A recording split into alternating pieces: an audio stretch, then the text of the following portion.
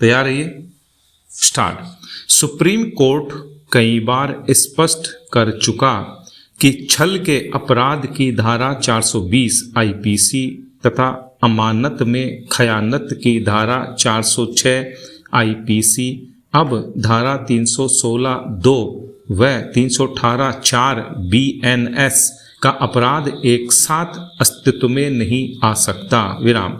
दोनों अपराधों में दिन रात का अंतर है, विराम। इस बारे में स्पष्ट विधि के बावजूद पुलिस दोनों धाराएं एक साथ लगाकर एफआईआर दर्ज करती है, गिरफ्तारी करती है, न्यायालय से रिमांड लेती है और अनुसंधान के बाद दोनों धाराओं में एक साथ आरोप पत्र भी पेश कर देती है, विराम। मजिस्ट्रेट न्यायालय भी दोनों धाराओं के अपराध का एक साथ प्रसंज्ञान लेकर दोनों धाराओं में चार्ज फ्रेम करने के पश्चात ट्रायल भी आरंभ कर देते हैं, विराम। पैरा आंकड़ों के अनुसार केवल राजस्थान में ही वर्ष 2020 से जून 2024 के बीच लगभग 75,000 एफआईआर में दोनों धाराएं एक साथ लगाई गई और उनमें 10,000 आरोप पत्र न्यायालयों में पेश किए गए, जो सुप्रीम कोर्ट द्वारा निर्धारित विधि की व्याख्या की उपेक्षा का स्पष्ट उदाहरण है, विराम। पूरे देश में इसका क्या हश्र हुआ होगा, यह अकल्पनीय है, विराम।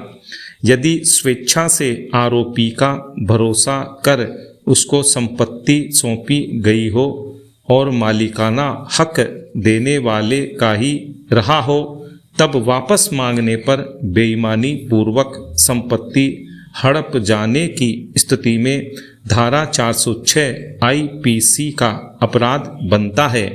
लेकिन पुलिस खरीद बेचान के सौदे में आरोपी को दी गई विक्रय प्रतिफल की राशि को भी अमानत में खयानत मानकर गिरफ्तारियां कर रही है, विराम। आरोपी द्वारा मात्र कालांतर में अपना प्रॉमिस पूरा करने में असफल रहने पर या कालांतर में बेईमानी पूर्ण आशय उत्पन्न हो जाने पर धारा 420 का अपराध गठित नहीं होता, बल्कि वह संविदा भंग का सिविल केस है, विराम। इन मूलभूत बिंदुओं पर संवैधानिक न्यायालयों द्वारा निर्धारित विधिक स्थिति पुलिस व अधीनस्थ न्यायालयों के स्तर पर पूरी तरह से देखी ही नहीं जा रही है, विराम।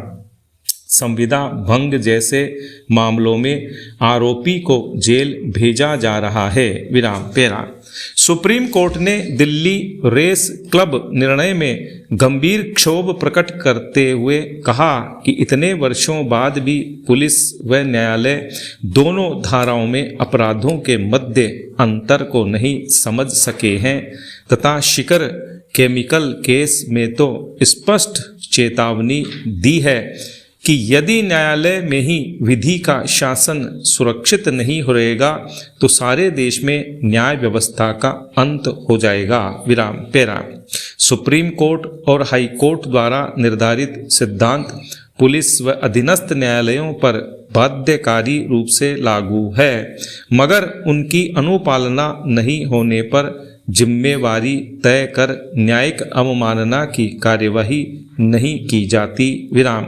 यदि विधि विरुद्ध गिरफ्तारियों और हिरासत का दुष्चक्र नहीं रुकता है तो इसकी समाज को भारी कीमत चुकानी पड़ती है, विराम। पैरा बीते कुछ वर्षों में उच्च शिक्षण संस्थानों में विद्यार्थियों में मानसिक असंतुलन, तनाव, अवसाद, चिंता और आत्महत्या जैसी घटनाओं का बढ़ना अत्यंत दुखद है, विराम।